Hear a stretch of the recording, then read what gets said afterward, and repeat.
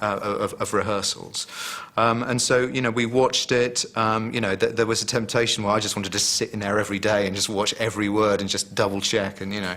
But you have to sort of step back and have faith in the actors and the director, and trust that over that rehearsal period they will have time to, you know, find the characters and find their confidence. One of the many gifts that James Hawes has is straight away he kind of pumped us full of this confidence and enthusiasm for the project. You know, you could see how passionate he was about it, and it rubbed off on people, and it was great to have a director who brought that with him, and yeah, just had that enthusiasm and the energy to really sort of get it rolling and get it sprinting out the blocks.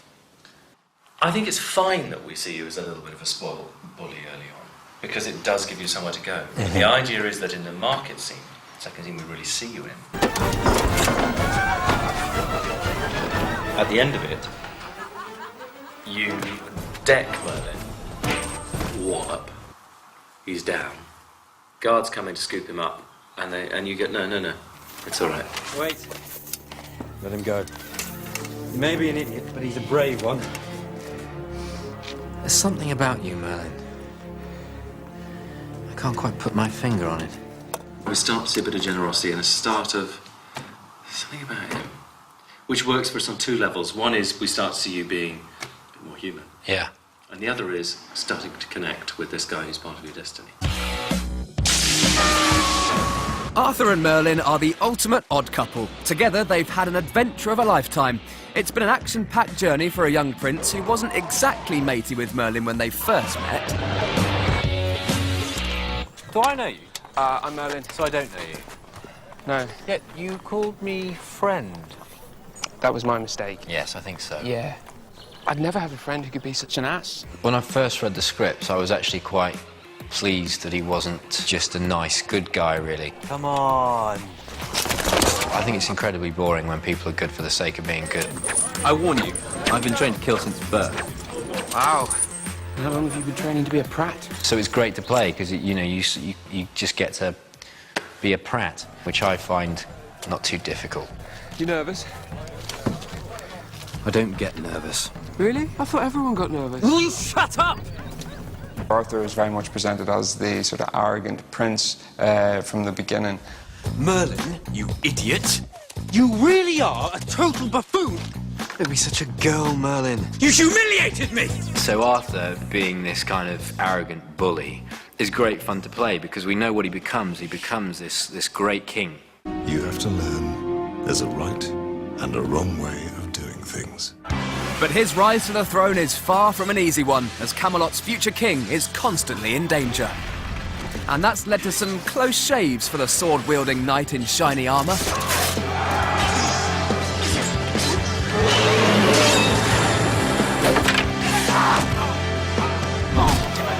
We're going to be king. It's time. And also, just a little technical thing. If he hasn't already, Andreas is going to teach you how to throw knives so that you're somebody that knows exactly what he's doing with it. Yeah. All of that stuff is stuff Arthur can do. Mm-hmm. And he's proud of being able to do well. Any weapon. Yeah. He is a trained killing machine.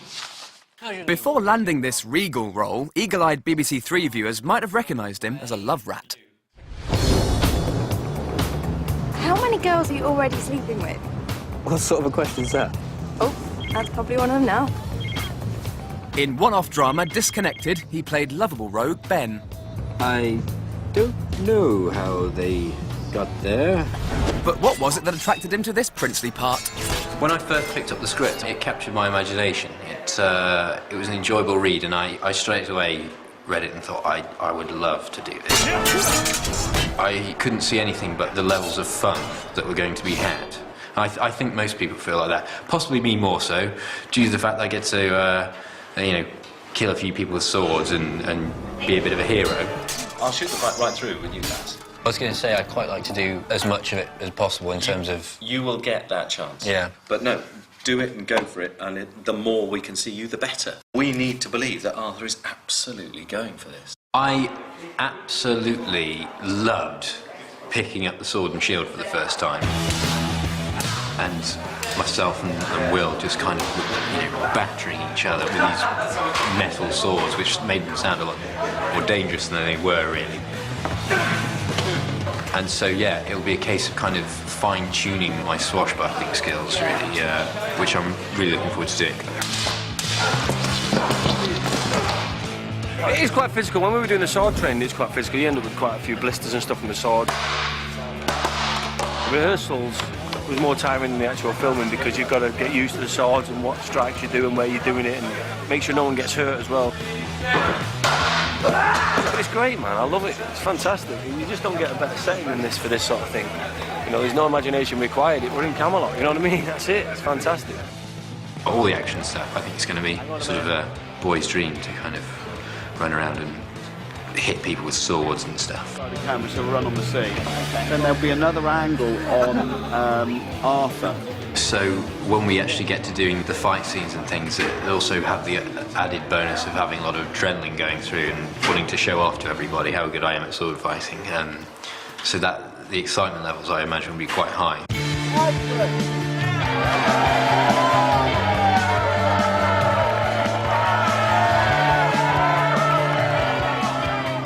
Will and Bradley are loving the fighting. As far as they're concerned out there, they're medieval knights and they're born to it.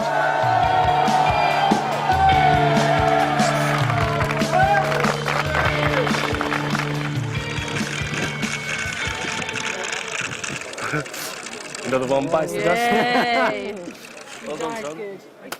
Arthur looks up to his father considerably, and that he's obviously a major role model. A moment at this that I quite liked that was written after Valiant's killed, where he looks up at his father, and it's kind of a look of. This is how I imagine doing it: is having the sword, pulling out the body, and just throwing it away, and just kind of like, sort of staring up at it and just say, "You should have believed me." Prince Arthur's father is the frosty King Uther Pendragon, a tyrant with a terrible fear of magic.